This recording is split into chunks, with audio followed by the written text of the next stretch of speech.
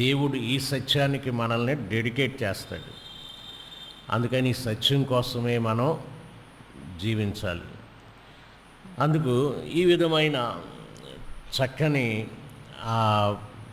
మరి తయారు చేయబడిన మరి బ్రదర్ ప్రవీణ్ గారు, రవీంద్ర గారు ఇంకా వారు తయారు చేసినవి మరి యూట్యూబ్లో కూడా ఉన్నాయి. మీకు ఆ ఫెసిలిటీ ఉంటే శుభ్రంగా ఇంకా మీరు విని బలపడవచ్చు. ఒకసారి కాకుండా విన్నది మళ్ళా వినడం వల్ల మీకు బాగా అర్థమవుతుంది. అలాగా మరి బ్రదర్ ప్రవీణ్ గారు చాలా వారి ప్రసంగాలు యూట్యూబ్లో ఉన్నాయి. మీరు ఎంతమంది ఇంతవరకు చూసారో నాకు తెలీదు. అలాగే అవకాశం ఉన్నంత వరకు నేను కూడా మీకు ఆ నెట్ నుంచి ఇవి మీకు అందించడం జరుగుతుంది. మరి ప్రభుచితమైతే మరలా రానున్న దినాల్లో ఇంకా ఈ జిల్లా అంతా దీనితో కదిలింపబడాలని ప్రార్థన చేద్దాం. ఇలాంటి విషయాలు నేర్చుకోవడంలో మరి ఇంకా అనేక మంది రావాలి. మరి ప్రార్థన చేద్దాం. ఈ సమయాన్ని మరి బ్రదర్ ప్రవీణ్ గారికి నేను అప్పగిస్తూ ఉన్నాను. ఈ దినం వారు ధ్యానంలో మనల్ని నడిపిస్తారండి. ఓకే, మరి చాలా సంతోషంగా ఉంది. ఉదయం నుంచి మీరు సాయంత్రం వరకు ఉన్నప్పటికీ తిరిగి మీ సమయం తీసుకుని రావటం, దేవుని వాక్యం వినాలి అని ఆశపడుతున్నందుకు నేను చాలా సంతోషిస్తున్నాను. దాంతోపాటు ఇంకొక విషయం నాకేమర్థమవుతుందంటే, కనీసం కొంతమంది కన్నా నేను ఇంకా బోర్ కొట్టలేదని తెలుస్తుంది. Right, okay, so which is very good. నేను ఈ సాయంత్రం మీ దగ్గరికి ఏం తీసుకొని రావాలి ప్రభు అని నేను ఆలోచిస్తూ ఉన్నప్పుడు ఈ పాట వినిపించింది. మన సహోదరుడు పాట పాడుతున్నారు. ఆ పాటను ఆధారం చేసుకొని మీ దగ్గరికి ఈరోజు సాయంకాలం ప్రభు వాక్యాన్ని తీసుకొని రావాలి అని నేను నిశ్చయించుకున్నాను. 6వ అధ్యాయం 6వ వచనం నుంచి నేను చదువుతాను. దయచేసి మీరు మీ భాషల్లో బైబిల్ని అనుకరించండి. ఏం తీసుకుని వచ్చి నేను యెహోవాను దర్శింతును, ఏమి తీసుకుని వచ్చి మహోన్నతుడైన దేవుని సన్నిధిని నమస్కారం చేతును. దహన బలులను 7 దూడలను అర్పించి దర్శించునా. వేల కొలది పొట్టేళ్ళు, వేలాది నదులంత విస్తారమైన తైలము ఆయనకు సంతోషము కలుగజేయునా. నా అతిక్రమమునకై నా జ్యేష్ఠపుత్రుణ్ణి నేనిత్తునా. నా పాప పరిహారమునకై నా గర్భఫలమును నేనిత్తునా. మనుష్యుడా, ఏది ఉత్తమమో అది నీకు తెలియజేయబడి ఉన్నది. న్యాయముగా నడుచుకొనుటయు, కనికరము ప్రేమించుటయు, దీన మనస్సు కలిగి నీ దేవుని ఎదుట ప్రవర్తించుటయు, ఇంతే కదా యెహోవా నిన్ను అడుగుచున్నది అని 3 మాటల్లో క్రైస్తవ జీవితాన్ని మొత్తాన్ని కూడా మీకా భక్తుడు, మీకా ప్రవక్త మన జీవితానికి ఉన్నటువంటి సారాంశాన్ని, మన బ్రతుక్కు ఉన్నటువంటి సారాంశాన్ని ఆయన చెప్పడం జరిగింది. తలలు వంచుకుంటే ప్రార్థన చేసుకుందాం. ప్రేమ కలిగిన తండ్రి, ఈ సాయంకాలము మీ వాక్యము వైపు మేము చూస్తూ ఉండగా మీరు మాతో మాట్లాడండి. మా జీవితాలను కట్టుతున్నటువంటి దేవుడు, మా జీవితాలను నిలబెట్టి నిర్మాణాత్మకంగా మా జీవితాలలో నుంచి ఈ సమాజానికి, మా జీవితానికి, మా కుటుంబానికి మీరు ఒక వెలుగును మీ ద్వారా, మీ కుమారుడు, మా రక్షకుడు అయినటువంటి యేసు ప్రభువు ద్వారా ఇస్తున్నటువంటి శ్రేయస్కరమైనటువంటి రక్షణను బట్టి మీకు వందనాలు. మీరు మా పట్ల చూపిస్తున్నటువంటి ప్రేమను బట్టి వందనాలు. ఏమిచ్చి నీ రుణం మేము తీర్చుకోగలము యేసయ్య. వేలాది నదులంత విస్తార తైలము తీసుకుని వస్తే నువ్వు సంతోషపడతావా? మా గర్భఫలాన్ని మీకు ఇస్తే సంతోషపడతావా? నువ్వు మాత్రం మాకు చెప్పేది 3 మాటలు. ఆ మాటలను ధ్యానించే సమయంలో మీరు మాకు సహాయం దయచేసి సమగ్రంగా నీ వాక్యాన్ని అర్థం చేసుకునే సహాయం దయచేయమని చిన్ని ప్రార్థనను యేసుక్రీస్తు వారి శ్రేష్టమైన నామములో అడిగి వేడుకుంటున్నాం తండ్రి, ఆమేన్. ఈ మధ్య ఫేస్బుక్లో ఒక యూట్యూబ్ ఆ, వీడియో చూశాను. ఫేస్బుక్ అంటే కొంతమందికి తెలిసి ఉండొచ్చు, మీలో కొంతమందికి తెలిసి ఉండకపోవచ్చు. కానీ ఈ మధ్య యేసుప్రభు ఎంతమందికి తెలుసు అంటే చేతులెత్తే వాళ్ళు తక్కువ, ఫేస్బుక్ ఎంతమందికి తెలుసు అంటే చేతులెత్తే వాళ్ళు ఎక్కువ. సో నా ఉద్దేశంలో మీ అందరికి తెలిసి ఉంది అనుకుంటున్నాను, పెద్దవాళ్ళని విడిచిపెడితే. సో ఫేస్బుక్ అంటే ఒక కంప్యూటర్లో ఒకటి వస్తుంది, అందరూ ఏమేం చేస్తున్నారు ఏం కథ అని చెప్తూ ఉంటారు. బేసిక్గా పొద్దున్న లేస్తేనే అమ్మ నాన్నలకు కూడా హలో చెప్పరు, కానీ ప్రపంచం మొత్తానికి హలో చెప్తారు. అది ఈరోజు ఉన్నటువంటి పరిస్థితి. సో ఈ ఫేస్బుక్లో ఏం జరిగింది అంటే, ఒకరోజు నేను పరిచర్య చేయటం కోసము, నా సొంత ఫేస్బుక్ అకౌంట్ లేదు నాకు, అంటే ఉంది కానీ దాన్ని నేను వాడను, ఎన్నో సంవత్సరాలు అయిపోయింది నేను లాగిన్ అయ్యి కూడా. కానీ పరిచర్య చేయటం కోసం ఒక ఫేస్బుక్ అకౌంట్ ఉంది నాకు. ఆ ఫేస్బుక్ అకౌంట్లో ఒక ఆయన ఏదో ఒక వీడియో పెట్టాడు. ఆ వీడియోని చూశాను. ఆ వీడియో ఇలా ఉంది, ఏంటంటే ఒక దుకాణం ఉంది, అంటే ఒక అంగడి. ఆ అంగడి బయట రోజు ఒక పిచ్చివాడు వచ్చి పడుకుంటూ ఉంటాడు. రోజు ఒక పిచ్చివాడు వచ్చి, బాగా జడలు పెరిగిపోయినవాడు పిచ్చివాడు వచ్చి పడుకుంటూ ఉంటే, ఒకవేళ మీరు చూస్తుంటే బోర్ కొడుతుంది మీకు, డోంట్ వరీ, చూడండి, వాళ్ళ కోసం చెప్తున్నాను. ఓకే, వచ్చి పడుకుంటూ ఉంటాడు. ఈ యజమానికి కోపం వస్తూ ఉంటుంది, ఎందుకు వీడు వచ్చి నా దగ్గర నా అంగడి బయట, నా షాప్ బయట పడుకుంటున్నాడు అని చెప్పి 1-2 సార్లు తోలేస్తాడు, తరిమేస్తాడు. మరుసటి రోజు వచ్చి ఒక కట్ట తీసుకొని కొడతాడు, వెళ్ళిపో అని కొడితే కూడా ఆ పిచ్చివాడు మాత్రం రోజు వచ్చి అక్కడే పడుకుంటూ ఉంటాడు. ఒకరోజు ఏం జరుగుతుంది అంటే, ఒకరోజు ఆ కట్టెతో కొట్టిన రాత్రి తిరిగి మరి ఆ మరుసటి రోజు యజమానుడు వస్తాడు. యజమానుడు వచ్చినప్పుడు ఆ షాప్ ముందు అంతా గలీజ్గా ఉంటుంది, అంత బాగా దుర్వాసన వస్తూ ఉంటుంది, కంపు కొడతా ఉంటుంది.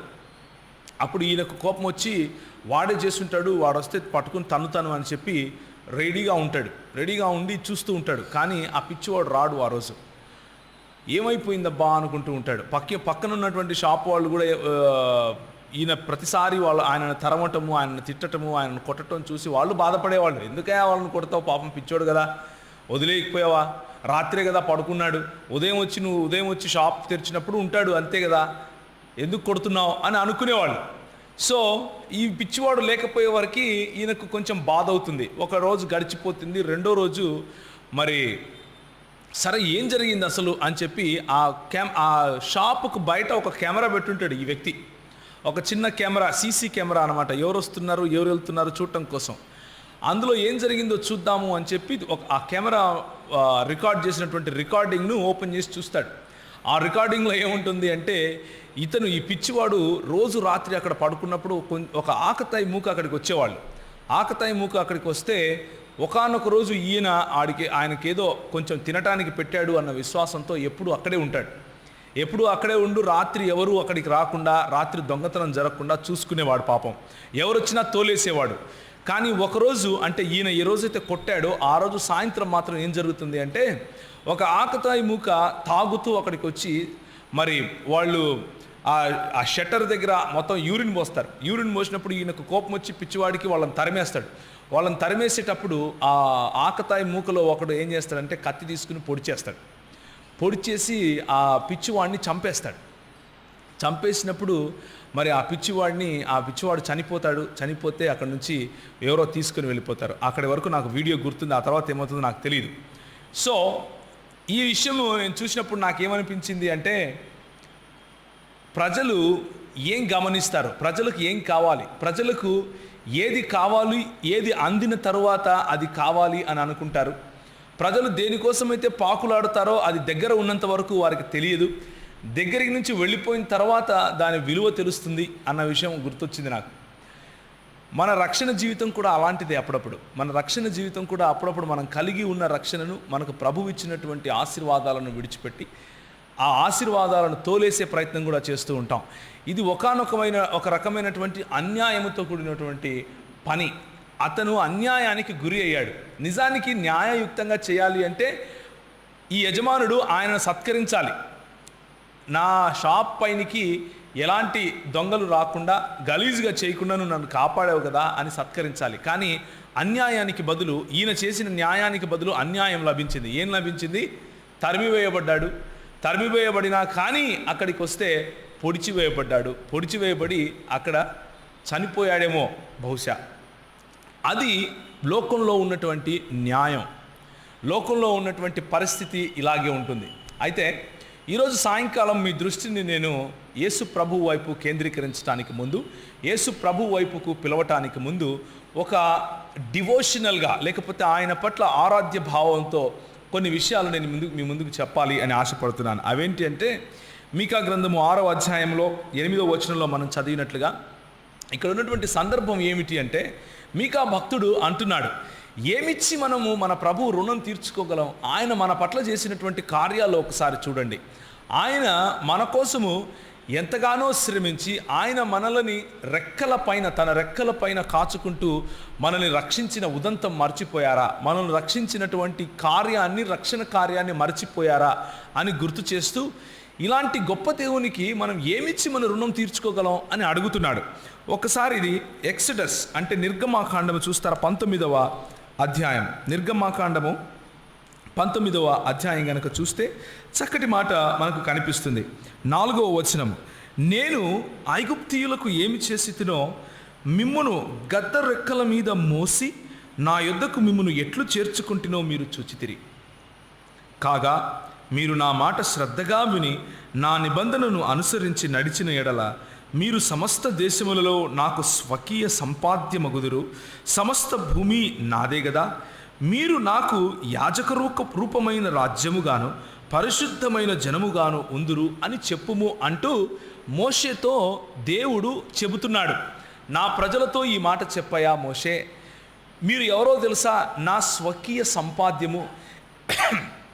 నేను మిమ్మల్ని గ్రద్ద రెక్కల మీద మోసినట్లుగా మోసుకొని తీసుకొని వచ్చానయ్యా. మీరంటే నాకు ఎంతో ప్రేమ. నా అరిచేతుల్లో నీ ముఖం నేను చెక్కుకున్నాను అంటూ చెప్పే మాటలు ఇవి. ఆయన ప్రేమను చూపిస్తూ చెప్పే మాటలు ఇవి. అలా చెప్తున్నటువంటి మాటలు ఈ మీకా గ్రంథం దగ్గరికి వచ్చేవరకు, దేవుడు ఇంతగా మనల్ని ప్రేమించి మనల్ని విడిపిస్తే మనము ఆయన పట్ల చేసినటువంటి పని ఏంటి, మనము ఆయనను ఏ విధంగా ప్రేమించాము, మనము ఆయనకు ఏ విధమైన నమ్మకత్వాన్ని చూపించాము అన్న ప్రశ్న వేస్తూ, ఏమిస్తే ఈ రక్షకుని యొక్క రుణం తీరుస్తావు నువ్వు? ఏడాది సరిపోయే దూడలు ఇస్తావా? లేకపోతే వేలాది నదులు తీసుకుని వచ్చి ఆయనకిస్తే సరిపోతుందా అని ప్రశ్న వేస్తూ, ఆయన 3 విషయాలు చేస్తే ఆయన సంతోషపడతాడు అంటున్నాడు. 3 విషయాల కారణంగా ఆయన బహుగా సంతోషిస్తాడు మన పట్ల అని చెబుతున్నాడు. అదేంటి అంటే, మనుష్యుడా, ఏది ఉత్తమమో అది నీకు తెలిసే ఉన్నది కదా. ఏంటది? న్యాయముగా నడుచుకొనుటయు, కనికరమును ప్రేమించుటయు, దీన మనస్సు కలిగి నీ దేవుని ఎదుట ప్రవర్తించుటయు. ఈ 3 విషయాలు మాత్రమే నేను ఈరోజు సాయంకాలం మీతో పంచుకుంటాను. న్యాయముగా నడుచుకోవటం, దీన మనస్సు కలిగి దేవుని ఎదుట ప్రవర్తించటం, కనికరాన్ని ప్రేమించటం. 3 విషయాలు నేను మీకు గుర్తు చేస్తాను. అయితే ఇశ్రాయేలీయులను విడిపించిన దేవుడు, తన నీతిగల దక్షిణ హస్తము చేత ఇశ్రాయేలీయులను విడిపించిన దేవుడు ఇశ్రాయేలును ప్రేమించాడు. ఇశ్రాయేలు అంటే ఆయనకు ఇష్టం. గ్రద్ద రెక్కల మీద మోసినట్లుగా తన పిల్లలను ఆయన మోసుకొని తీసుకొని వచ్చాడు. ఆయనకు విమోచింపబడిన వారు వింతైన జనము అంటే చాలా ఇష్టం. ఎందుకు అంటే ఆయన మనల్ని వింతైన జనముగా చేశాడు. ఎంత వింతైన జనము అంటే, లోకమంతా ఒక పోకడ పోతే మనల్ని ఆయన ఆపోజిట్గా వెళ్ళమంటాడు. లోకమంతా ధనార్జన మీద పడితే మీరు ధనాన్ని సంపాదించి ఎవరికి ఇమ్మంటాడు? బీదలకు, విధవరాండ్రకు ఇవ్వండి అంటాడు. లోకమంతా శరీర సుఖాలకు అలవాటు పడితే ఆయన అంటాడు, శరీర సుఖాలదేముందయ్యా, మొదట నా రాజ్యమును నా నీతిని వెతుకు, ఇవన్నీ నీకు వస్తూనే ఉంటాయి. ఆయన లోకము చెప్పే మాటలకు విరుద్ధముగా మనతో చేయమని అంటాడు. అలా మనతో చేయించుకుంటాడు. ఆయన మహిమను పొందుతాడు. వింతైన జనము అని మనకు పేరు పెడతాడు. ఆయనకు మనం అంటే అంత ప్రేమ. అలాంటి ప్రేమ గల దేవుణ్ణి మనం ఏం చేస్తాము అంటే, అలా ప్రేమగా మనల్ని పిలుచుకొని ముద్దాడి కౌగిట్లో ఆయన మనల్ని తీసుకుని ఆ లాలించిన ఆడించిన మన తండ్రిని మనం ఏం చేస్తాము అంటే, ఆయన మన కొరకు వస్తే తన స్వకీయుల యొద్దకు ఆయన వచ్చినప్పుడు, తన స్వకీయుల వద్దకు ప్రభువు వచ్చినప్పుడు తన స్వకీయులు ఆయనను విశ్వసించకపోయిరి అన్న మాట మనం చూస్తాం. తన స్వకీయులు ఆయనను తూలనాడారు అన్న మాటను మనం చూస్తాం. న్యాయము అన్న విషయాన్ని మనం ఒకసారి గుర్తు తెచ్చుకుంటే, న్యాయము కలిగి మనిషి అసలు జీవించగలడా అన్న ప్రశ్న మనం వేసుకోవాలి. ఎందుకని న్యాయము కలిగి జీవించమని ప్రభువు అంటున్నాడు? న్యాయము కలిగి జీవించటం మనకు సాధ్యం అవుతుందా అన్న ప్రశ్న మనం ఒకసారి వేసుకుంటే, దేవుని వాక్యం ఏం చెప్తుంది అంటే, మానవుడు పాపములో ఎంతగా పడ్డాడు అంటే న్యాయాన్ని చెయ్యలేడు. మానవుడు ఎంత భయంకరమైన పాపంలో ఉన్నాడు అంటే న్యాయము చెయ్యాలి అనుకుంటాడు, కానీ మనిషి న్యాయము చెయ్యాలి అనుకున్నటువంటి స్థాయి దేవుని కళ్ళకు మురికి గుడ్డలుగా ఉంటాయి. న్యాయముతో కూడిన నీతి పనులు మనిషి చేస్తే దేవుని కళ్ళకు అవి మురికి గుడ్డలుగా ఉంటాయి, కంపు కొడతాయి. మన నీతి అంతా కూడా, మన నీతి యావత్తును ప్రభువు దగ్గరికి తీసుకొని వస్తే ప్రభువు తన ముక్కు మూసుకోవాలి. అంత భయంకరమైనటువంటి జీవితం మనది. పాసిపోతే ఎలా ఉంటుందో అలాంటి జీవితం మనది. మనము ఎంతసేపు దేవుణ్ణి నొప్పించే వాళ్ళమే. కృతజ్ఞత లేని జీవితం జీవించి నొప్పిస్తాం.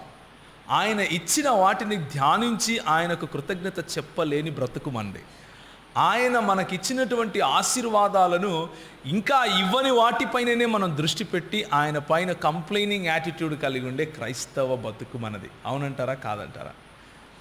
ఎంతసేపు ప్రభువా నాకు ఇది లేదు, నాకు అది లేదు, నాకు ఇది లేదు, నాకు అది లేదు అనే దృక్పథంతోనే మనం పెరుగుతాం. కానీ నాకు ఇచ్చిన వాటిని బట్టి నీకు వందనాలు ప్రభువా, నాకు నువ్వు అడగకముందే సూర్యరశ్మినిచ్చావు, నాకు అడగకముందే గాలినిచ్చావు, నాకు అడగకముందే భోజనాన్ని ఇచ్చావు అని చెప్పే మనసు చాలా తక్కువగా ఉంటుంది. అందుకనే హెబ్రీయులకు రాసిన పత్రిక ఒకసారి చూస్తే, హెబ్రీయులకు రాసిన పత్రిక 3వ అధ్యాయం చక్కటి మాట దేవుడు చెబుతాడు.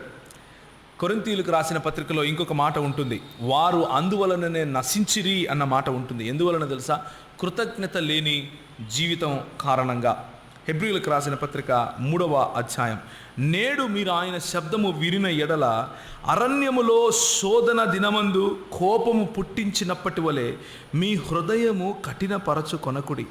40 సంవత్సరములు నా కార్యములను చూచి మీ పితరులు నన్ను పరీక్షించి శోధించిరి. కావున నేను ఆ తరము వారి వలన విసిగి వీరెల్లప్పుడూ తమ హృదయాలోచనలలో తప్పిపోవచ్చున్నారు. నా మార్గములను తెలుసుకొనలేదు గనుక నేను కోపముతో ప్రమాణము చేసినట్లు వారు నా విశ్రాంతిలో ప్రవేశింపరని చెప్పి తిని అన్న మాట ప్రభువు చెప్తున్నాడు. ఇది ఎవరి గురించి చెప్తున్నాడో తెలుసా? 4వ అధ్యాయం చూడండి. ఆయన యొక్క విశ్రాంతిలో ప్రవేశించుదుమను వాగ్దానము ఇంకా నిలిచి ఉండగానే మీలో ఎవడైనను ఒకవేళ ఆ వాగ్దానము పొందకుండా తప్పిపోవుదునేమో అని భయము కలిగి ఉందుము అంటున్నాడు. మనము యేసు ప్రభువు మనకు ఉచితముగా ఇచ్చినటువంటి రక్షణను పొందాం. మనం కష్టపడి సంపాదించుకున్నది కాదు ఇది. మనము గుంతలదోవో బావులదోవో కొండలు పిండి చేస్తూ సంపాదించుకున్న రక్షణ ఇది కాదు. మనము నీతి పనులు చేయటం కారణంగా, నీతి కలిగినటువంటి కార్యాలు చేయడం కారణంగా ప్రభు మనల్ని రక్షించలేదు. నా ముక్కు బాగుంది, ఈ కళ్ళు బాగున్నాయి, ఈ కాళ్ళు బాగున్నాయి అని ప్రభు మనల్ని రక్షించలేదు. మనకంటే అందమైన వాళ్ళు, మనకంటే చదువుకున్న వాళ్ళు, మనకంటే గుణమున్న వాళ్ళు, మనకంటే అన్నిటిలోనూ స్థాయిలో పైనున్న వాళ్ళని ఎంతోమంది ప్రభువు అంతకు రాలేకపోయారు. కానీ ప్రభువు నిన్ను ఆకర్షించాడు, ప్రభువు నిన్ను పట్టుకున్నాడు, ప్రభువు నిన్ను పైకెత్తుకున్నాడు, ప్రభువు తన రక్షణ భాగ్యాన్ని ఉచితంగా నీకు ఇచ్చాడు. కానీ ప్రభు అంటున్నాడు, అయినా కానీ మీలో ఎవడైనను ఒకవేళ ఆ వాగ్దానమును పొందకుండా తప్పిపోవునేమో అని జాగ్రత్త పడండి అని అంటున్నాడు. మీరు ఒకసారి కనుక ఇశ్రాయేలుకు ఐగుప్తు దేశానికి మధ్య ఉన్నటువంటి ఆ డిస్టెన్స్, ఆ దూరాన్ని చూస్తే దాదాపు 11 నుంచి 14 రోజుల్లో వెళ్ళిపోవచ్చు. మహా అయితే 40 రోజులు వేసుకోండి. కానీ ప్రభువు వాళ్ళ మనస్సును చూసి, వాళ్ళ మనస్సును ఎరిగి 40 సంవత్సరాలు అరణ్యంలో తిప్పాడు వాళ్ళని. ఈ అరణ్య అనుభవము అన్నది ప్రతి ఒక్కరికి అవసరం. అరణ్యం గుండా తిప్పుతూ, నేను నిన్ను నా బిడ్డ అన్నాను, నేను నిన్ను పక్షిరాజు తన రెక్కల పైన మోసినట్లుగా మోసాను, కానీ నువ్వు నాకు ఏం చేస్తావు, నువ్వు నాతో ఏం చేస్తావు అన్నట్లుగా ఆయన న్యాయమును మనం ప్రశ్నించటానికి ముందు మనము ఎంత న్యాయంగా ఆయనతో మాట్లాడతామో చూద్దాము అని చెప్పి 40 సంవత్సరాలు ఆయన ఇశ్రాయేలు ప్రజలను తిప్పాడు. He took them on a ride for 40 years. 40 సంవత్సరాలు ఆయన అన్నాడు, వీళ్ళు ఎంత దరిద్రులు అంటే వీళ్ళ చెప్పుల వారు తెగిపోల 40 సంవత్సరాలు. ఆరిన నేల మీద వీళ్ళను నేను నడిపించాను, పైనుంచి వచ్చే నదిని ఆపాను. ఏ నదిని? యోర్దాను నదిని. పెద్ద పెద్ద కోటలు ఉంటే అరుస్తే పడిపోయాయి పేక మెడల్లాగా. నేను చేసిన పనులు వీళ్ళకి తెలియదా? నేను చేసినటువంటి అద్భుతాలు వీళ్ళకి తెలియదా? నా యొక్క సన్నిధి వీరు అనుభవించారు, నన్ను వీళ్ళు రుచి చూశారు. హెబ్రీయులకు రాసిన పత్రిక 6వ అధ్యాయానికి వెళ్తే ఇదే మాట ఉంటుంది. పరిశుద్ధాత్మను రుచి చూశారు, వారు మేఘములో బాప్తీసం పొందారు అని కూడా ఉంటుంది. They were baptized in the holy spirit. అయినా కానీ ఏం చేశారు తెలుసా? న్యాయము లేకుండా దేవుడు చేసినవన్నీ మర్చిపోయి దేనికి సనిగారో తెలుసా? ఐగుప్తులో గోరీలు లేవని మమ్మల్ని తీసుకొచ్చావా ఇక్కడికి? ఐగుప్తులో సమాధులు లేవా అని మోషేతో ప్రశ్నించారు.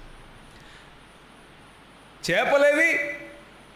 పొద్దున్నే వాళ్ళు విత్తన అవసరం లేదు, కోయన అవసరం లేదు, కూర్చొని అవసరం లేదు, వండన అవసరం లేదు, తినాలి అంతే.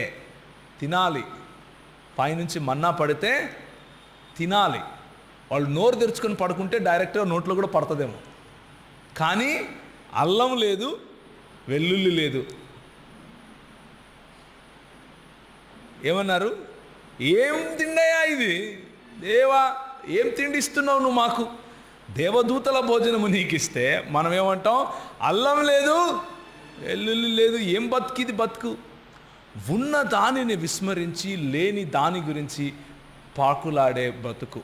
ఉన్న ఆశీర్వాదాన్ని విడిచిపెట్టి కలుగని వాటిని గురించిన ఆవేదన, కలుగని వాటిని గురించిన చింత పెట్టుకొని తిరిగే బతుకు. This is an ordinary Christian life. ఇలాంటి సాధారణమైనటువంటి క్రైస్తవ జీవితాలు ఎన్నో కనిపిస్తాయి. రోజు రోజుకు ప్రభువును సిలువ వేసే క్రైస్తవ జీవితాలు. కానీ లెంట్ డేస్లో మాత్రం చికెన్ తినకూడదు అంటారు. ఆ 40 దినాలు మాత్రం ప్రభువుకు సన్నిహితంగా ఉంటాము అనుకుంటారు. ప్రభు అంటాడు, I don't even know you. నువ్వెవరో కూడా నాకు తెలియదు. ఎందుకో తెలుసా? ఎందుకు అంటే ఆనాడు నీ తల్లిదండ్రులు ఏ విధంగా, నీ పితరులు నన్ను ఏ విధంగా శోధించారో ఆ విధంగానే నీ మనసు కూడా నీ దగ్గర లేని వాటిపైన ఉంది. Complaining complaining complaining. ఎప్పుడు చూడు నువ్వు ఏం చేస్తావు? కంప్లైంట్స్ చేస్తావు. ఇది ఇట్లుంది, అది అట్లుంది, అది ఇట్లుంది, ఇది ఇట్లుంది, ఇది అట్లుంది, అది ఇట్లుంది, ఇదే కంప్లైంట్. కానీ ప్రభు ఇచ్చిన మంచి విషయాలను గమనించవు. అసలు ఆయన న్యాయము గనక ఆయన కృపను పక్కన పెట్టి ఆయన న్యాయాన్ని ఒక్క 5 నిమిషాలు చూపిస్తే మనలో ఎంతమంది బ్రతికి ఉండటానికి అర్హత ఉన్నవాళ్ళు ఉన్నారు ఇక్కడ? నేను బ్రతికి ఉండడానికి అర్హత ఉందా నాకు? ఆయన కృపను ప్రక్కన పెట్టి ఒక్క నిమిషము ఆయన న్యాయం చూపిస్తే ఆ న్యాయపు అగ్ని ముందు నేను బ్రతకగలనా? అందుకు ప్రభు అంటాడు, మనుష్యుడా, నువ్వేం చేయాలో నేను నీకు చెప్పాను కదా. ఏం చేయమన్నాను? న్యాయము కలిగి జీవించు. ఆ న్యాయం కూడా నీకు చేత కాదు. ఒకసారి ప్రభు దగ్గరికి వచ్చి మనం న్యాయం కావాలి ప్రభా అని మనం అడిగితే ఆయన అంటాడు, ఒకసారి ఏం జరుగుతుందంటే యేసు ప్రభు వారు ఒక వృత్తాంతం చెబుతారు. ఏం జరుగుతుంది అంటే ఆయన దగ్గరికి పని చేయటం కోసం కొంతమంది తీసుకుని వస్తాడు.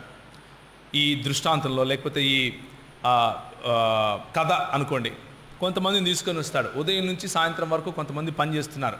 ఆయన మధ్యాహ్నంగా వెళ్ళి ఇంకొంతమందిని తీసుకొచ్చారు. మధ్యాహ్నం నుంచి పనిచేసే వాళ్ళు పనిచేస్తున్నారు. ఆఖరిగా ఒక రెండు గంటల ముందు ఇంకొంతమందిని తీసుకొని వస్తాడు. వాళ్ళు పని చేస్తున్నారు. అంత పని అయిపోయింది.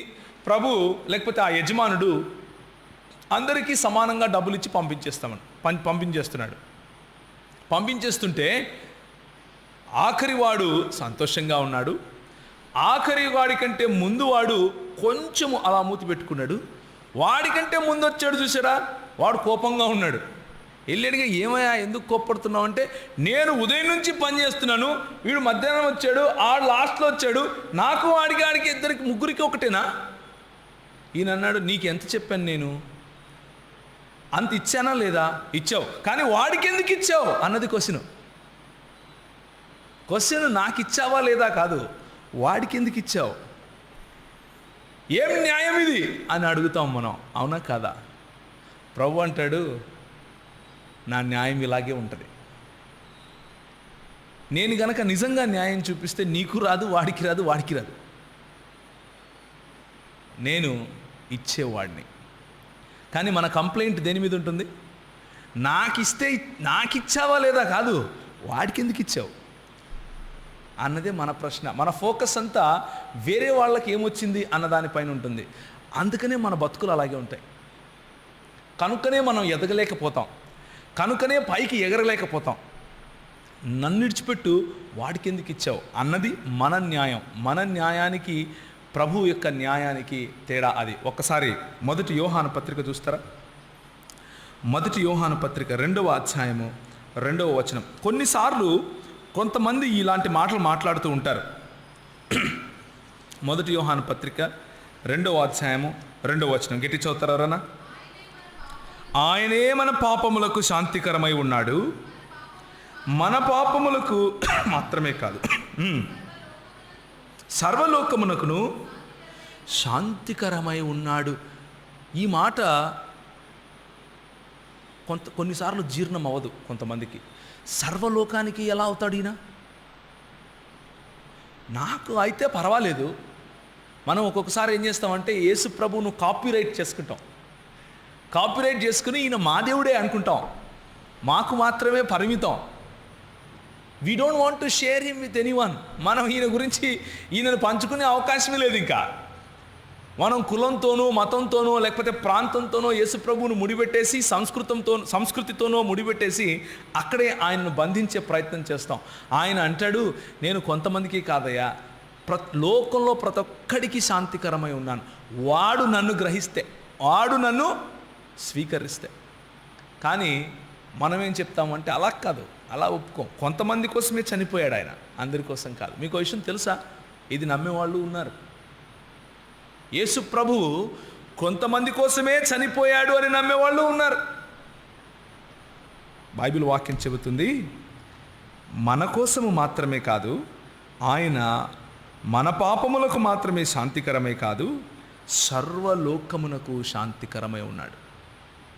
లోకంలో ఉన్న ప్రతి వారికి ఆయన శాంతికరమై ఉన్నాడు. అపోస్తలుల కార్యములు 14వ అధ్యాయము 17వ వచనము. అపోస్తలుల కార్యములు 14వ అధ్యాయము 17వ వచనం గట్టిగా చదవాలి. ఆయనను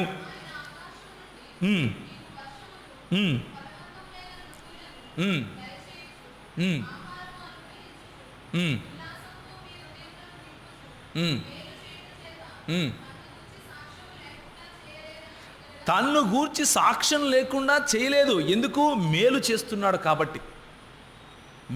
ఆయన మేలు దరిద్రుని పైన ఒకటే రకంగా ఉంటుంది, ధనికుని పైన ఒకే రకంగా ఉంటుంది.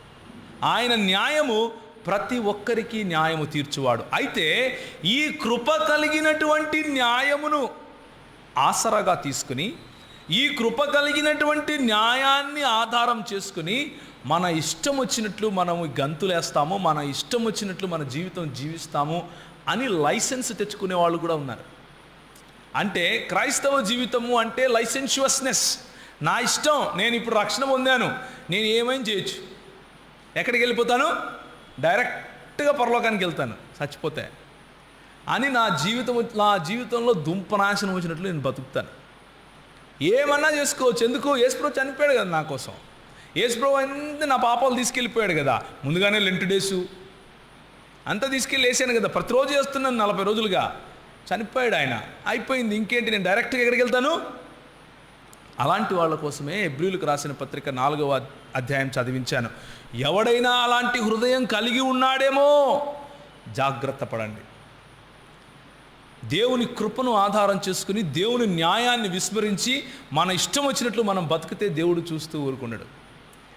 దేవుడు న్యాయము గల దేవుడు. ఆయన న్యాయముగా తీర్పు తీరుస్తాడు. మన తీర్పుకు ఆయన తీర్పుకు చాలా వ్యత్యాసం ఉంది. మనం అనుకుంటాం ఆయన మనవాడులే, ఆయన అనుకుంటాడు నేను లోకానికి సంబంధించిన వాడు, లోకం మొత్తం కొరకు నేను శాంతికరమై ఉన్నా. మనం అనుకుంటాం నన్నేం చేస్తాడు, తీసుకెళ్ళిపోతాడు. ఆయన అంటాడు జాగ్రత్త, జాగ్రత్త, బీ కేర్ఫుల్. రెండవ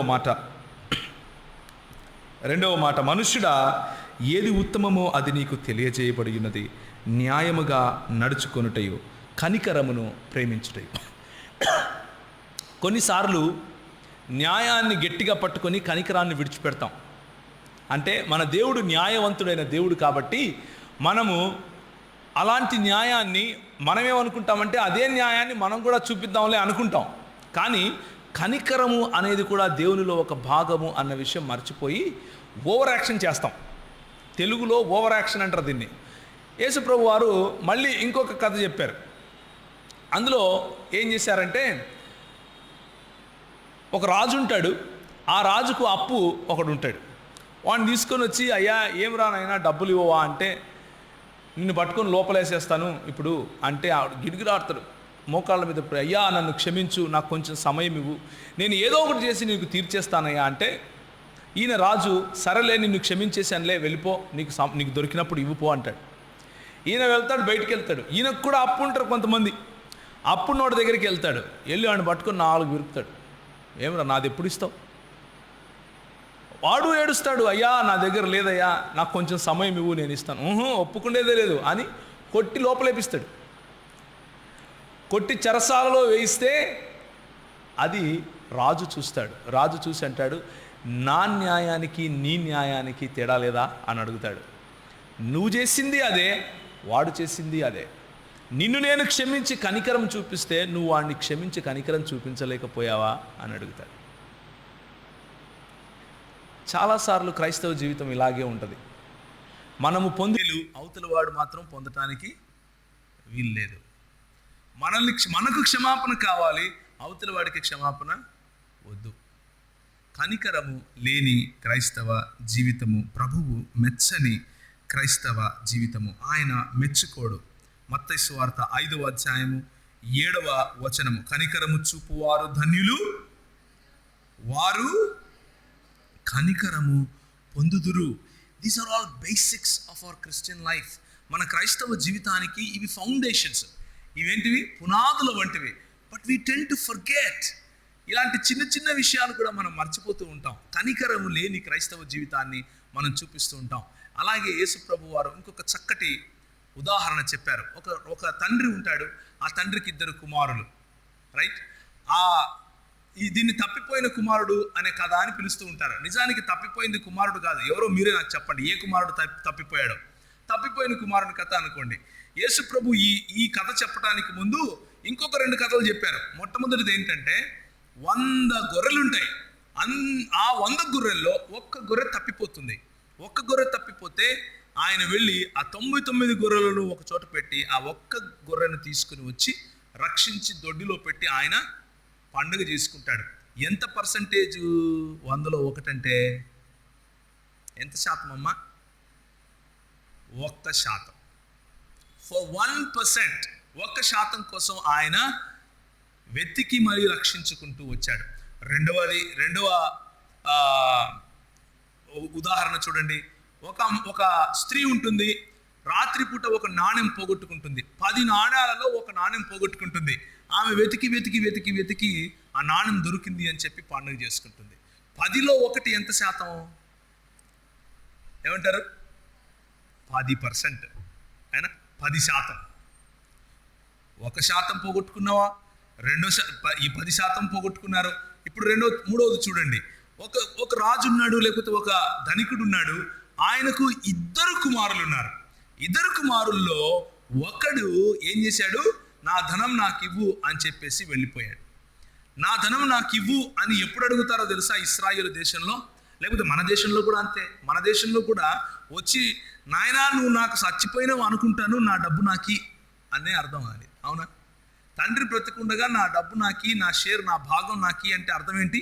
నీకు నాకు సంబంధం లేదు. నువ్వు చచ్చినట్లే నాకు అని చెప్తేనే అడుగుతారు, ఊరికనే అడగరు. పంచాయతీ పెట్టిస్తే పంచాయతీ అందరి ముందు ఇదే మాట చెప్పాల్సి ఉంటుంది. ఏమని చెప్పాల్సి ఉంటుంది? నాకు మా నాయనతో ఉండటం ఇష్టం లేదు కాబట్టి నా డబ్బులు నాకు కావాలి అని చెప్పాల్సి ఉంటుంది. బేసిక్గా ఇశ్రాయేలు దేశంలో అంతకంటే ఘోరం. నా తండ్రి చనిపోతే తప్ప నాకు భాగం రాదు. అలాంటి సమయంలో తండ్రిని పిలిచి అడుగుతాడు, నాకు నా భాగం ఇచ్చేసేయి. అంటే నా మనసులో నువ్వు చచ్చిపోయావు, నాకు అవసరం లేదు అని తండ్రిని బాధించి, తండ్రిని గాయపరిచి, తండ్రి హృదయం రోధిస్తూ ఉంటే ఆ డబ్బును తీసుకుని వెళ్ళిపోతాడు. దూరదేశాలకు వెళ్ళిపోయి దుర్వ్యాపారం చేస్తాడు. ఆ దుర్వ్యాపారం ఏమో అక్కడ చెప్పబడలేదు. ఆయన ఏదో వ్యాపారం చేస్తాడు, అంతా కోల్పోతాడు. కోల్పోయిన తర్వాత ఆకలికి అలమటిస్తూ ఉంటే పందులు కాచుకునే ఒక చోటికి వెళ్ళి ఆ పందులు తినే పొట్టు తిందాము అని ఆశపడతాడు. ఆకలికి తట్టుకోలేక ఆ పంది నోరు ఆయన నోరు, బహుశా నేను సినిమాటిక్గా చెప్తున్నాను, అలా జరిగిందని నాకు తెలియదు, అక్కడ రాయలేదు. ఒక చోటికి వచ్చి ఉంటే బహుశా చూసుకుని, వారిని నా బతుకు ఇలా అయిపోయింది, పందిలాగా నేను పందిలాగా అయిపోయాను. మా నాన్నగారి ఇంట్లో సేవకులకు పెట్టే భోజనంలో కూడా నేను అది కూడా తినలేకపోతున్నానే. మా నాన్నగారి దగ్గరికి వెళ్ళిపోతాను, ఆయనకు కుమారుడిగా ఎలాగూ వెళ్ళలేరు, కనీసం సేవకునిగా, కనీసం బంట్రౌతుగా వెళ్తాను అని అనుకుని నిర్ణయించుకుని బయలుదేరంగానే దూరంగా ఉండగానే తండ్రి చూస్తాడు. తండ్రి చూసి పరిగెట్టుకుంటూ వచ్చి వాడి మెడ మీద పడి ముద్దు పెట్టుకుని వాడిని లోపలికి తీసుకుని పోయి, వాడికి చీము, నెత్తురు, భయంకరమైన వాసన, దుర్వాసన అంతా ఉంటే వాడిని శుభ్రంగా, వీడిని కడగండి, వీడికి మంచి దుస్తులు తొడిగించండి, మంచి చెప్పులు వేయండి, మంచి సెంటు కొట్టండి, వీడు నా కొడుకు చనిపోయాడు, తిరిగి లేచాడు అని సంతోషపడతాడు. పార్టీ సాయంత్రం అయింది, బ్రహ్మాండంగా ఏం చేస్తున్నాడు? ఉత్సాహధ్వనితో అక్కడ పార్టీ జరుపుకుంటున్నాడు. పెద్ద కుమారుడు ఉన్నాడు, కష్టపడి పనిచేస్తున్నాడు, తండ్రికి నమ్మకంగా ఉన్నాడు. ఎక్కడికి వెళ్ళాడు? చేలోకి వెళ్ళి పని చేస్తున్నాడు. అవుట్ ఇన్ ద ఫీల్డ్ అని ఉంది. చేలోకి వెళ్ళి పని చేస్తూ, సేద్యం చేస్తూ వెనక్కి వచ్చి చూశాడు. చూస్తే ఇక్కడేమో పార్టీ జరుగుతూ ఉంది. ఒరే, పక్కనున్న అడిగాడు, ఇలా రా, ఏమైందిరా? మీ తమ్ముడు వచ్చాడు. ఎక్కడి నుంచి వచ్చాడు రా? అప్పుడు వెళ్ళిపోయాడు కదా. అవును, మళ్ళా వచ్చాడు. మళ్ళీ రాగానే మీ నాన్నగారు వెళ్ళి పరిగెట్టుకుంటూ వెళ్ళి వాడి మీద పడి మెడ మీద ముద్దు పెట్టుకుని ఇంట్లోకి తీసుకుని వచ్చి వాడి కోసము ఈ బ్రహ్మాండంగా చేస్తున్నాడు. ఏం చేస్తున్నాడు? పార్టీ చేస్తున్నాడు. అనగానే మనోడు మూతి ఇంత అయిపోయింది. అవునా, నేను ఇన్నేళ్ళు నీ దగ్గర ఉన్నానే, ఒక్క మేకపిల్లి ఇచ్చావా? నేను ఇన్నేళ్ళు నీ దగ్గర ఉన్నాను, నువ్వు నాకు ఇచ్చినావా? ఇవా పక్కన పెట్టు, వాడికి ఎట్లా ఇస్తావు? వాడేం చేశాడు? నీ సొమ్ము తీసుకుపోయి వేశ్యల్లో దారపోసాడు. ఎవరు చెప్పాడు? నువ్వు చూసావా వేశ్యల్లో దారపోసాడని? దుర్వ్యాపారం చేసిన అని పైన ఉంటే ఈయన మాత్రం తీర్పు తీర్చేస్తాడు. వీడు వేశ్యల దగ్గరికి వెళ్ళాడు, అది చేశాడు, ఇది చేశాడు, అంత ఇమాజినేషన్ అనమాట. బిగ్ బ్రదర్స్ అంటారు ఇలాంటి వాళ్ళని. వీళ్ళు ఏమంటారు అంటే పెద్దన్నలు అంటారు. తండ్రి చనిపోయిన వాడు తిరిగి బ్రతికాడు అని సంతోషపడుతూ ఉంటే పెద్దన్న ఎట్లా బతుకుతాడు వీడు అని ఆలోచిస్తాడు. వీడు ఎట్లా బతుకుతాడు? వీడు బతకడానికి వీల్లేదు, పోయాడు కదా, పోవాలా, మళ్ళీ ఎందుకు వచ్చాడు అని ఆలోచిస్తాడు. ప్రభు అంటాడు, ఇప్పుడు చెప్పండి, నిజంగా కోల్పోయింది ఎవరు? నిజంగా తప్పిపోయిన కుమారుడు ఎవరు? ఇక్కడ చూస్తారా? అది లూకా సువార్తలో ఉంటుంది. ఒక్క నిమిషం, మత్తయిలో కూడా ఉంటుంది. ఏది తీసుకుందాం? చదువమ్మా, ఆఖరి వచనం చదువు. కరెక్ట్.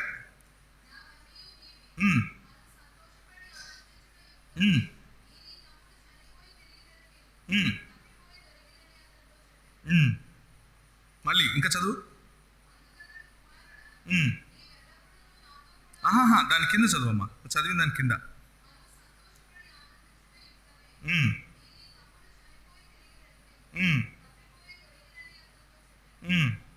అంతేనా? లాస్ట్. ఇప్పుడు కుమారుడు ఎక్కడున్నాడు? ఇంట్లో ఉన్నాడా, బయట ఉన్నాడా? దానిపై 2 వచనాలు ముందు చదువు. దానికంటే పైన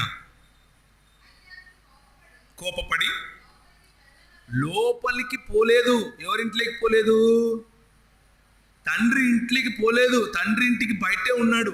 లోపలికి వెళ్ళనొలక. మళ్ళీ చదువు.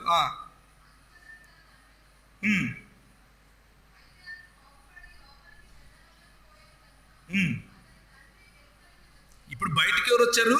వెలుపలికి తండ్రి వచ్చాడు. పెద్దన్నలు తప్పిపోయిన వాడు తిరిగి వస్తే వాడిని కౌగిలించుకుని దగ్గరికి తీసుకోవడం మానేసి వీళ్ళే బయటికి వెళ్ళిపోతారు. అర్థమవుతుందా నేను చెప్పేది? నేనే బయటికి వెళ్తానని బయట ఉంటాడు తండ్రి. ఇప్పుడు చెప్పండి, మొత్తం కథలో ఆఖరిలో లోపల ఎవరున్నారు, బయట ఎవరున్నారు? తప్పిపోయింది ఎవరు? చిన్నోడా పెద్దడా? నేను పెద్ద కుమారున్నా అని చూసుకోవాలి. ఈరోజు మనం అనుకుంటాం చిన్న కుమారుడు తప్పిపోయాడని. ఆడొచ్చేసి లోపలికి, ఆడు రాగానే నాన్న ఫుల్ హ్యాపీ, ఇక్కడ పండగ చేసేస్తున్నాడు, మొత్తం అందరికీ కోసి పెట్టేస్తున్నాడు, అందరూ హ్యాపీ తినేస్తున్నారు, పండగ చేసుకుంటున్నారు. పెద్ద కుమారుడు మాత్రం బయటికి వెళ్ళిపోయాడు. వాడిని బుజ్జగించడం కోసం తండ్రి కూడా బయటికి వెళ్ళాడు. రారా నాయన, మీకు నీ తమ్ముడు రారా లోపలికి. నేను రాను. ఆ కథ అంతటితో ఎండ్ అయింది. That's where the story stopped. దాని తర్వాత ఇంకేం లేదు కథలో. బివేర్, కనికరము కలిగి ఉండటం, న్యాయం కలిగి జీవించటం, కనికరాన్ని ప్రేమించటం. ఆ కనికరం కోల్పోతే ప్రభు అంటాడు హెబ్రీయులకు రాసిన పత్రికలో నేను చదివినట్లుగా, నీ హృదయం ఈరోజు ఒకవేళ ఆ రోజు నన్ను శోధించినట్లుగా ఉంటే నీ కర్మ. చూసుకో ఎక్కడున్నావు, నీ హృదయం ఎక్కడ ఉంది, నీ హృదయం ఎక్కడ ఉంది. జాగ్రత్త. వాగ్దాన ఫలమును పొందాము అని నువ్వు అనుకుంటున్నావా? కానీ ఆ వాగ్దాన ఫలాన్ని కాపాడుకునే క్రైస్తవ జీవితం లేకపోతే, ఆ వాగ్దాన ఫలాన్ని కాపాడుకుని తండ్రి ఇంట ఉండాలి అన్న ఆశ లేకపోతే, పెద్ద కుమారుని హృదయం వేసుకొని తిరిగితే దాన్ని ఏమంటారు అంటే, వేశ్యలైనను నా రాజ్యములో ప్రవేశించుదురు కానీ వేశ్యధారులు ప్రవేశింపరు. నాకు వాక్యం తెలుసు, ఇక్కడ నిలబడుకొని మాట్లాడతాను, అన్నీ చేస్తాను, నేను సూపర్, అసలు బయట నుంచి చూస్తే నా యేసు ప్రభు కూడా నా నుంచి నేర్చుకోవాలన్నట్టు ఉంటా. కానీ లోపల ఏముంటుంది? అంత వేషధారణ, డ్రామా. ఫేస్ మాత్రమే క్రైస్తవ ఫేస్, లోపలంతా కుళ్ళు. వేరేవాడు రావటానికి వీల్లేదు, వేరేవాడు ఎదగటానికి వీల్లేదు, వేరేవాడు ఫలింపటానికి వీల్లేదు. ప్రభు అంటాడు, నువ్వెవరో నాకు తెలియదు, లోపలికి రారా అని వచ్చి బతిమాలుకుంటాడు. అయినా మనం వెళ్ళం.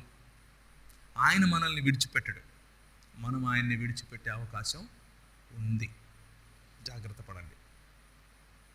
మన జీవితం కనికరం కలిగిన జీవితం అయి ఉండాలి. మూడవది, దీన మనస్సు కలిగి ఉండటం. మీకా గ్రంథంలో కనికరమును ప్రేమించుటయు, దీన మనస్సు కలిగి నీ దేవుని ఎదుట ప్రవర్తించుటయు, ఇంతే కదా యెహోవాకు కావాల్సింది. దీన మనస్సు కలిగి యెహోవా ఎదుట నడుచుకోవాలి. మూడు విషయాలు. ఇప్పుడు దీన మనస్సు గురించి మాట్లాడుకుందాం. ఒక రాజు ఉండేవాడు. ఆయన చాలా గొప్పవాడు. ఆ రాజు ఎంత గొప్పవాడు అంటే, ఈరోజు అమెరికా ఉంది కదా, ఈరోజు అమెరికా కంటే కూడా ఆ రోజుల్లో చాలా పవర్ఫుల్ దేశం అది, చాలా శక్తి కలిగిన దేశం అది. ఆ దేశానికి రాజు. ఆ రాజు ఏం చేస్తున్నాడు అంటే, ఒకరోజు ఒక స్వప్నం చూశాడు. ఆ స్వప్నంలో ఆయన కట్టించుకున్నటువంటి దేశాన్ని, బబులోను దేశాన్ని చూశాడు. వాహ్, ఏం కట్టేవరను అనుకున్నాడు. అసలు నీకంటే మొనగాడు లేడు అనుకున్నాడు. బస్తీమే సవాల్ అనుకున్నాడు. నిజంగా అలా అనుకోవడానికి హక్కు ఉంది ఆయనకు. ఎందుకు అంటే, ఈరోజు అమెరికా కంటే గొప్ప దేశం ఆ రోజుల్లో బబులోను దేశం. అంటే ఆ రోజుల్లో భూమి ఎంత ఉందో దానిలో సగం కంటే ఎక్కువ భాగం బబులోను కిందనే ఉంది, బబులోను రాజ్యం కిందనే ఉంది. అలాంటి దేశానికి రాజు, చక్రవర్తి. చక్రవర్తులకు కూడా అధిపతి అని చెప్పాలి. అలాంటి రాజు చూసి అనుకున్నాడు, ఎంత గొప్పవాణి నేను అని. ప్రభు అన్నాడు, ఈరోజు నువ్వు గడ్డి కరుస్తావు అన్నాడు. చూడండి ఏం జరుగుతుందో. దానియేలు గ్రంథము 4వ అధ్యాయం 28 నుంచి చదవమ్మా. పైన చెప్పిందంతయు 4:28 దానియేలు.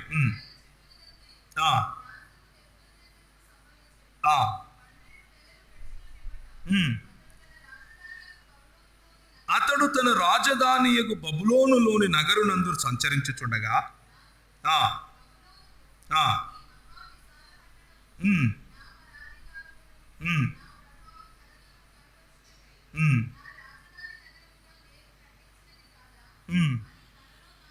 ఏమనుకున్నాడు? ఆయన కట్టుకున్నదే, అదేం తప్పేం కాదు. కానీ ఆయన దాన్ని చూసి గర్వపడుతున్నాడు.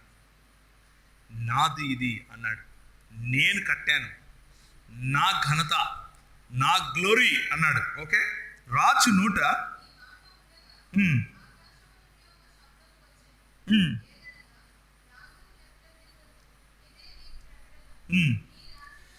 నీ రాజ్యము నీ యొద్ద నుండి తొలగిపోయాను, తమ యొద్ద నుండి మనుషులు నిన్ను తరిమెదరు, నీవు అడవి జంతువుల మధ్య నివాసము చేయుచు పశువుల వలె గడ్డి మేస్తావు. సర్వోన్నతుడగు దేవుడు మానవుల రాజ్యము పైన అధికారి అయ్యుండి తానెవనికి దానిని అనుగ్రహింప నిశ్చయించునో వానికి అనుగ్రహించునని నీవు తెలుసుకొను వరకు 7 కాలాలు నీకు ఇలా జరుగునని చెప్పాను. నెక్స్ట్ వచనం చూడండి, భలే ఉంటది. ఆ గడియలోనే, అంటే అప్పుడే, ఆ మాటలు ఇంకా అయిపోలేదు, ఆ మాటలు ఇంకా పలుకుతున్నాడు ప్రభు. అయిపోయిన వెంటనే రాజముకు ఇప్పుడు ఒకసారి చూడండి, రాజు ఇలా ఉన్నాడు, కిరీటం ఉంది, మంచి నగలు వేసుకున్నాడు, చేతిలో కత్తి ఉంది. వెంటనే ఎలా అయిపోయాడు తెలుసా? గోర్లు పెరిగిపోయాయి, అంత జుట్టు పెరిగిపోయింది, గడ్డం పెరిగిపోయింది, కిరీటం వెళ్ళిపోయింది, తోకొచ్చింది ఒకటి, గాడిదలాగా 4 కాళ్ళ మీద నడుస్తూ గడ్డి మేస్తున్నాడు. Just think about it. ఎలా ఉంటుంది? తలకాయ మాత్రం నెబుకద్నెజర్లా ఉంటుంది. గడ్డి మేస్తూ నెబుకద్నెజర్ కనిపిస్తే ఎలా ఉంటుంది చూడండి. రైట్? నిజానికి ఆత్మీయంగా గర్వము కలిగే వాళ్ళు ఇలాగే ఉంటారు. ఆత్మీయ గర్వంలో జీవించేవాడు ఇలాగే ఉంటాడు. నేను కట్టాను ఇది అనుకుంటాడు. ఈ మధ్య ఆత్మీయ గర్వము అన్నది ఈయనకు బబులోను చూసి వచ్చింది. కానీ క్రైస్తవులకు ఎక్కడి నుంచి వస్తుంది తెలుసా? క్రైస్తవులకు నాకు తెలిసినట్లుగా వాక్యం ఇంకెవడికి తెలియదు అన్న గర్వం ఉంటుంది. నేను చేసినంత ప్రార్థన ఇంకొకడు చేయడు అన్న గర్వం ఉంటుంది. నాకున్నంత ఆత్మీయ ఫలాలు ఇంకొకటికి లేవు, నేను ఎంత దీనున్నో అన్న గర్వం ఉంటుంది తెలుసా? ఆ గర్వం చూసినప్పుడు మనకేం కనిపించాలంటే నెబుకద్నెజర్ కనిపించాలి. అప్పటికప్పుడే గాడిదైపోతాడు, అప్పటికప్పుడే గడ్డి మేస్తాడు. కుక్క బతుకు అంటారు దీన్ని, గాడిద బతుకు. బయటికి మాత్రం నెబుకద్నెజరే. చేసేదేంటి, తినేదేంటి? గాడిద పని, గాడిద బతుకు. చాలా చక్కటి ఉదాహరణ ఏంటంటే, నెబుకద్నెజరుకు 7 కాలాల్లో తెలివి వచ్చింది, మనకు రాదు. మనకు 7 కాలాల్లో కూడా రాదు. చూడండి, ఆ గడియలోనే అలాగున నెబుకద్నెజరుకు సంభవించెను. ఆ తర్వాత అన్నీ జరిగిన తర్వాత, ఈలాగు నెబుకద్నెజరుకు నేను పరలోకపు రాజు యొక్క కార్యములన్నీ సత్యములను, ఆయన మార్గములు న్యాయములు అయి ఉన్నవని గర్వముతో నటించు వారిని ఆయన అనపశక్తుడని ఆయనను స్తుతించుచు కొనియాడుచు ఘనపరచుచున్నాను అని 37వ వచనంలో చెప్తాడు. ఎవరు ఘనపరుస్తున్నారు? అన్యుడు ఘనపరుస్తున్నాడు. ఎవరు స్తుతించి కొనియాడుతున్నారు? అన్యుడు. మనం మాత్రం కళ్ళు తెరం. ప్రభువు నేను నిన్ను నా రెక్కల మీద మోసానరా అంటే కాలితో కొడతాం. నాకేంటి, ఉచితంగా నేను రక్షించానయ్యా అంటే ముఖాన ఉమ్మేస్తాం. నాకేంటి, నేను నా అరిచేతుల్లో నీ ముఖం చెక్కుకున్నానయ్యా అంటే కొరడాలతో కొడతాం, ముళ్ళ కిరీటం పెడతాం.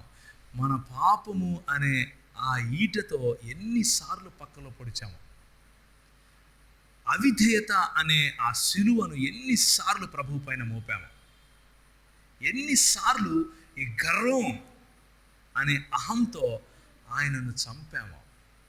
ఆయన అంటాడు, యు నో వన్ థింగ్, నీకు విషయం తెలుసా, నీ వాడివి కాదు, నేను నిన్ను కొనుక్కున్నానయ్యా, నా రక్తం ఇచ్చి కొనుక్కున్నాను. And we say I don't know you. మనం అంటాం, సో వాట్, నాకు ఒక బతుకుంది, నా లైఫ్ నేను జీవిస్తాను, హూ ఆర్ యూ? ఏదో ముసలిదాన్ని అయినప్పుడు, ముసలోని అయినప్పుడు వచ్చి యేసు యెహోవా అని పాటలు పాడితే అయిపోతుంది కదా. ఇప్పుడేంటి? God says I want only 3 things from you. నాకు 3 చాలు నీ దగ్గర నుంచి. ఏమి ఇస్తావు నువ్వు? నీ దగ్గర ఏముందని ఇస్తావు? పీక్కొని తింటానికి బొచ్చు లేదు, ఏమి ఇస్తావు నువ్వు నాకు అంటాడు. నీ దగ్గర ఉన్నది అంతా నేను ఇచ్చిందే కదా. నీ అన్నము నీది కాదు, నీ ప్రాణం నీది కాదు, నీ ధనం నీది కాదు, నీ శరీరం నీది కాదు. నువ్వు ఇచ్చేదల్లా ఒకటే, నువ్వు చేయగలిగిందల్లా ఈ 3 చేస్తే చాలు. నెంబర్ 1, న్యాయము కలిగి జీవించు. నెంబర్ 2, కనికరాన్ని ప్రేమించు. నెంబర్ 3, గర్వం వద్దు, బలమైన నా చేతి కింద దీనుడవై బ్రతుకు, దీనత్వం కలిగి జీవించు, అది చాలు. మత్తయి సువార్త 5వ అధ్యాయము 3వ వచనం. మత్తయి సువార్త 5వ అధ్యాయము 3వ వచనం. పరలోక రాజ్యము ఎలాంటి వాళ్ళది? దీనులై ఉన్నవారిది, ఆత్మ విషయమై దీనులై ఉన్నవారిది పరలోక రాజ్యము. గర్వము మనల్ని అణిచివేస్తుంది, గర్వము మనల్ని ప్రభువుకు దూరంగా చేస్తుంది.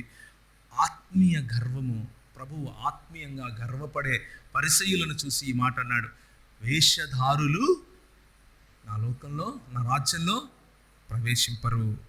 3వ అధ్యాయం హెబ్రీయులకు రాసిన పత్రిక. అయితే క్రీస్తు, చూడండి, ఎప్పుడైతే మనము దీనత్వం కలిగి ఉంటామో అప్పుడు ప్రభువు పట్ల నమ్మకత్వం కలిగి ఉంటాం, ప్రభు పట్ల లాయల్టీ ఉంటుంది. ఆయన చెప్పింది చెప్పినట్లు చేస్తాం, ఆయన బ్రతకమన్నట్లు బ్రతుకుతాం, ఆయన పని పట్ల, ఆయన ఇంటి పట్ల, ఆయన పరిచర్య పట్ల, ఆయన ఇచ్చినటువంటి పిలుపు పట్ల నమ్మకంగా ఉంటాం.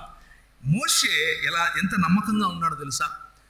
ద్వితీయోపదేశ కాండం లేకపోతే నంబర్స్ అంటే సంఖ్యాకాండంలో ఆయన గురించి యేసు ప్రభు లేకపోతే దేవుడు ఒక సర్టిఫికేట్ ఇస్తాడు. ఏమని అంటే, మిరియాము తన సొంత అక్క, ఆమెనే ఆయన సాకింది చెప్పాలి అంటే. ఆమె, అహరోను, తర్వాత తన బంధువులు కలిసి ఏం చేస్తారంటే, మోషేతోనే మాట్లాడతాడు దేవుడు, మాతో మాట్లాడ్డా అని అన్నందుకు దేవుడు అంటాడు, రండి తెలుసుకుందాం, నా సేవకుని గురించి మీరు మాట్లాడతారా అని పిలిచి ఆయన ఒక మాట అంటాడు. ఏమంటాడు తెలుసా? ఈ భూమి మీద ఉన్న వాళ్ళందరిలో మోషే అంత దీనుడు ఇంకొకడు లేడు అని సర్టిఫికేట్ ఇస్తాడు. అంత దీనుడు ఇంకొకడు లేడు. ఆ తర్వాత హెబ్రీయులకు రాసిన పత్రిక చూస్తారు, దేవుని ఇల్లంతటిలో 2వ వచనం, మోషే నమ్మకముగా ఉండినట్లు ఈయన కూడా తను నియమించిన వాటికి నమ్మకంగా ఉన్నాడు. ఎవరు? అయితే 6వ వచనం, క్రీస్తు కుమారుడై ఉండి ఆయన ఇంటి మీద నమ్మకంగా ఉన్నాడు. ధైర్యమును నిరీక్షణ వలన ఉత్సాహమును తుదముట్టుకు స్థిరముగా చేపట్టిన ఎడల మనమే ఆయన ఇల్లు. ప్రభు అంటాడు, నేను ప్రయాసపడి భారం మోయించిన జనులారా నా యొద్దకు రండి, నేను మీకు ఏమిస్తాను. దాని పక్కన ఇంకొక వచనం ఉంటుంది, ఏముంటుంది? నేను సాత్వికుడను, దీన మనస్సు కలవాడిని, నా దగ్గర నేర్చుకో. అంటే నా కాడి సులువైంది. ఏమని పిలుస్తున్నాడు అంటే, నేను ఇచ్చే విశ్రాంతి ఏంటో తెలుసా? నేను విశ్రాంతి ఇస్తాను, కానీ ఏం విశ్రాంతో తెలుసా? నేను ఒక పక్క 2 ఎడ్ల కాడి, ఒకసారి గుర్తు తెచ్చుకోండి, ఒక పక్క యేసు ప్రభు తన తల వంచి తన పైన కాడి పెట్టుకొని, రెండో పక్క నిన్ను పిలుస్తున్నాడు రా అని. మనం విశ్రాంతి కావాలి, ఆ కాడి మాత్రం వద్దు. విశ్రాంతి ఈజ్ ఓకే ప్రభు, అది ఓకే, అది నాకు కావాలి, కాడి వద్దు. ఆయన అంటాడు, సులువైంది రా నాయన, రా, చాలా సులువు. ఏంటో తెలుసా సులువు? చచ్చిపోవాలంతే. చచ్చిపోవాలనా? నేను ఎందుకు చచ్చిపోతా?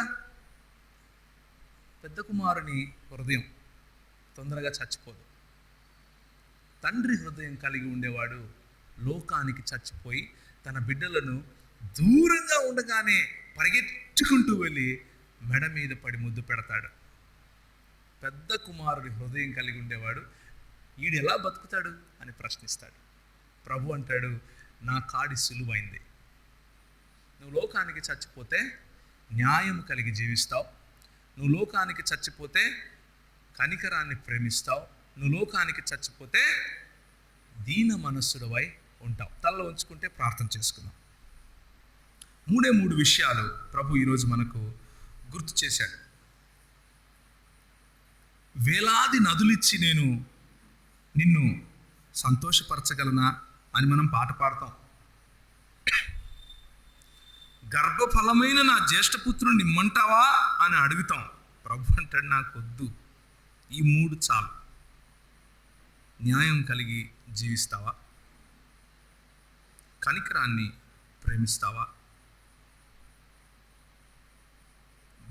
బలిష్టమైన నా చేతి క్రింద అణుకువతో తగ్గింపు గుణంతో జీవిస్తావా? 3 మాటలు.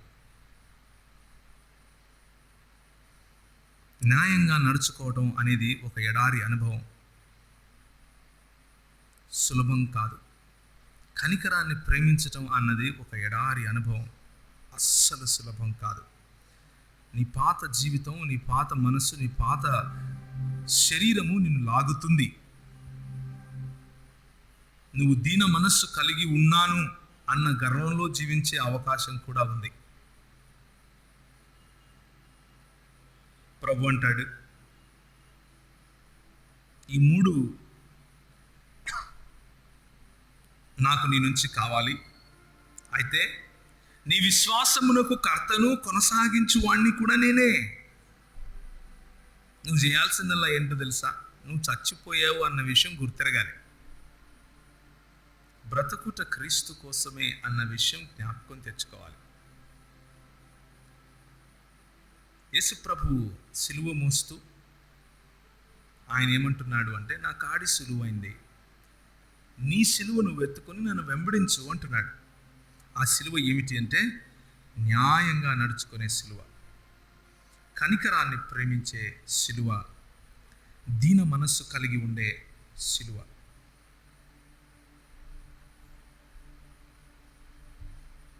ప్రేమ కలిగిన తండ్రి, కృప కలిగినటువంటి దేవ, న్యాయముతో కనికరము కలిగి దీన మనస్కుడవై మా కొరకు ఈ లోకానికి వచ్చినటువంటి ప్రభువ, నీ న్యాయము గనక మా పైన మీరు చూపిస్తే మేము రక్షణ ముమ్మాటికి పొందేవారం కాదు. కానీ మీరు కనికరము చూపించారు గనక మీ న్యాయాన్ని, మీ న్యాయపు తీర్పును మా ప్రభువును మీ ప్రియ కుమారుడైనటువంటి యేసునామమున యేసుక్రీస్తు పైన మీరు ఉంచారు. తద్వారా మమ్మల్ని రక్షించారు. మీ బలిష్టమైన చేతి క్రింద మేము నమ్రులమై దీనులమై ఉండాలి అని మీరు ఆశపడుతున్నారు. అలాంటి విశ్వాసమును కొనసాగించడానికి మాకు సహాయం దయచేయండి. మా దగ్గర ఉన్న వాటిని బట్టి మేము సంతోషించటానికి, కృతజ్ఞత కలిగి ఉండటానికి సహాయం దయచేయండి. పెద్ద కుమారుడి హృదయం కాకుండా తండ్రి హృదయం కలిగి ఉండే సహాయం మాకు దయచేయండి. ప్రభువా, నెబుకద్నెజరున్నా కనీసం తెలివి తెచ్చుకున్నాడు, కానీ మా జీవితాలు అంతకంటే ఘోరంగా ఉన్నాయి. దీన మనస్కులమై ఉండటానికి సహాయం చేయండి. గాడిద గడ్డి మేసినట్లుగా మేము గడ్డి మేయకుండా, కుక్క తన వాంతికి తిరిగినట్లుగా మేము తిరగకుండా మమ్మల్ని వాగ్దాన భూమిలో కాలు పెట్టేంత వరకు కొనసాగించండి. మా హృదయాలను పరీక్షించుకొని మీ వైపు తిరుగుతున్నాం. మీరు మాతో మాట్లాడి మమ్మల్ని క్షమించి మాకు ధైర్యం ఇచ్చి మమ్మల్ని నడిపించమని ఈ రాత్రికాల సమయంలో మా ధ్యానాన్ని, మీ యొక్క హెచ్చరికను మేము గంభీరంగా తీసుకోవటానికి సహాయం చేయమని ఈ చిన్ని ప్రార్థన యేసు నామమున అడిగి వేడుకుంటున్నాం తండ్రి. ఆమేన్.